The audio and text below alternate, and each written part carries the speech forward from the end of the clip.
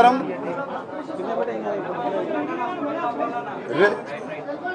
ఈ నెల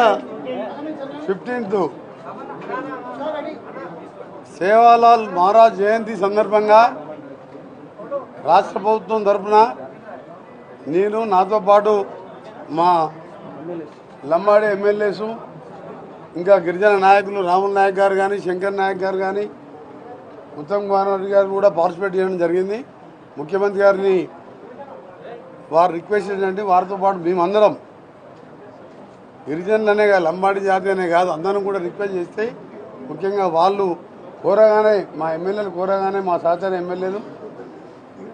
ఆరు జయంతి 280వ జయంతిని ఆప్షనల్గా హాలిడేగా ప్రకటించేందుకు ముఖ్యంగా రాష్ట్ర ప్రభుత్వం తరఫున అలాగే మంత్రిగా నేను అలాగే నాతో పాటు మా ఎమ్మెల్యే అందరూ కూడా ప్రభుత్వానికి ముఖ్యమంత్రి గారికి ప్రత్యేకంగా కృతజ్ఞత తెలియజేసుకుంటూ వారితో పాటు వారి రిక్వెస్ట్ ముఖ్యమంత్రి గారు వెంటనే నాకు ఆర్ఎండ్బి శాఖ మంత్రిగా ఆదేశాలు ఇచ్చి హైదరాబాద్ మంచి సెంటర్లో వారి విగ్రహాన్ని నెలకొల్పడానికి వచ్చే జయంతి నాటికి మంచి సెంటర్లో ఆ విగ్రహం ఏర్పాటు చేస్తానిగా ముఖ్యమంత్రి గారు నాకు ఆర్ఎండ్బి శాఖ మంత్రిగా మీ శాఖ ఆధ్వర్యంలో వారు ఆదేశాలు ఇవ్వడం జరిగింది. దానికి కూడా మేమందరం కూడా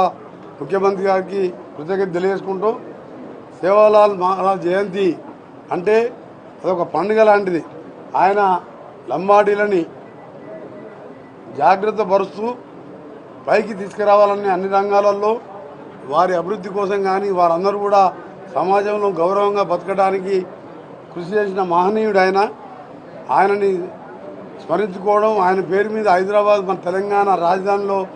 విగ్రహాన్ని ఏర్పాటు చేసుకోవడం ముందుగా కోరగానే ఆప్షనల్ హాలిడేగా ప్రకటించడం